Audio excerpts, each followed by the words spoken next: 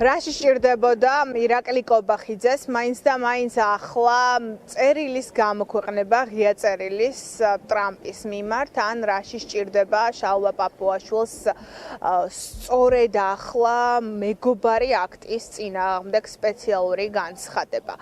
ახლა უკვე დარჩა განცდა, რომ ქართული ოცნება არის სრულ აგონიასა და პანიკაში და სწორედ ამით არის გამოწვეული თითოეული ნაბიჯი ოლიგარქიის გუნდში. სალომე ზურაბიშვილი პირდაპირ უწოდებს სამარცხვინოს ამ წერილს.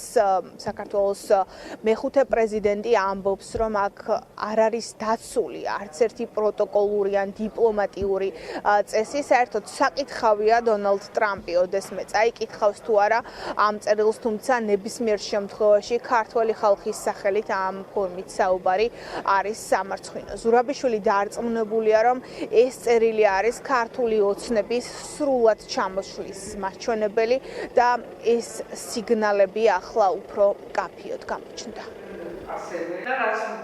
ეს არის პირველ რიგში სამარცხვინო, იმიტომ აქ დაცული არ არის არც ერთი, არც პროტოკოლური, არც მეგობრული ურთიერთობების არანაირი ნიშანი აღარ გააჩნია ამ წერილს.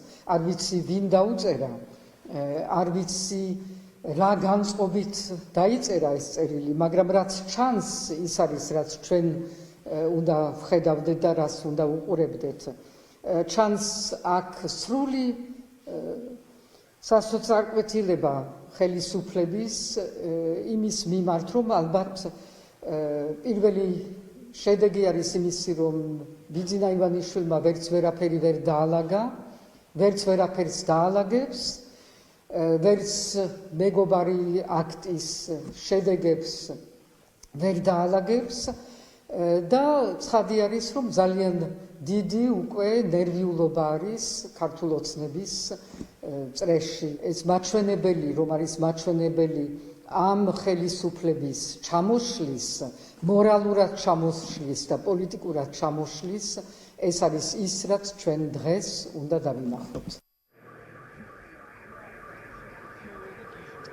ქართული ოცნება სასოწარკვეთილია მაშინ, როდესაც ოლიგარქიის გუნდი მთელს იმედებს ტრამპის ახალ ადმინისტრაციაზე ამყარებდა. ახლა ფაქტობრივად მათი გეგმები არის ჩამოშლილი. ოპოზიცია დარწმუნებულია, რომ მცდელობა ბევრი იყო, ივანიშვილს არც ფული დაუკლია ლობისტებისთვის, რომ მიეღწია შესაბამისი შედეგისთვის, თუმცა ქართულ ოცნებასთან ლაპარაკს არავინ არ აპირებს, მით უმეტეს მაღალ დონეზე ამერიკის შეერთებულ შტატებში. ეს თავად კობახიძემაც დაადასტურა საკუთარ ღია წერილში, რომ არანაირი მაღალი დონის შეხვედრა არ შემდგარა. ოპოზიცია ამბობს, რომ ახლა ქართული ოცნების ეს ნაბიჯი და კობახიძის მიერ გამოქვეყნებული წერილი ემსახურება საკუთარ ამომრჩევლისთვის კონკრეტულ მიზანს, რომ მათ აცნობონ, რომ ბევრი სცადეს, მაგრამ ტრამპთან არაფერი გამოუვიდათ. ამის შემდეგ კი უკვე ელიან, რომ უფრო კაფიო გახდება რუსეთისკენ ოლიგარქის გუნდის გზა. ჩვენ ნახეთ დავითაშვილის ჩაფლავებული ვიზიტი და კიმბერლი ლოუს მიერ ელარჯის დეგუსტაცია. ეს წერილი არის ადგილობრივი მოხმარებისათვის განკუთვნილი, იმისათვის, რომ საზოგადოება შეაგუოს იმ კიდევ ერთი მარცხისათვის, რომლისთვისაც ოცნება განწირული არის მეგობარი აქტით და ამავდროულად შეაგუოს კიდევ ერთი ნაბიჯის გადადგმას, რომელსაც ისინი რუსეთის მიმართულებით აპირებენ, შესაბამისად გამოხატავს ძალიან სუსტ პოზიციას დასუსტებული რეჟიმის, რომელსაც ფაქტიურად არავინ არ ელაპარაკება საერთაშორისო ასპარეზზე. ღია წერილი არის სასაცილო, ბევრი კუთხი და ბევრი გაგებით ეხვეწება ფაქტობრივად ტრამპს, რომ შეიმჩნიოს კობახიძე. ისინი ერთი მხრივ ავრცელებდნენ, რომ თითქოს ამერიკაში მათი ვიზიტი იყო წარმატებული, თითქოს ყველაფერმა კარგად ჩაიარა, ატყუებდნენ საზოგადოებას და დღეს ვხედავთ ღია წერილს, რომელშიც კობახიძე იმასაც ამბობს, რომ ტრამპის ადმინისტრაცია ელაპარაკება ბევრად უფრო რთულ ავტორიტარულ სახელმწიფოებსა და საქართველოსთან რეაქციაც არ აქვს.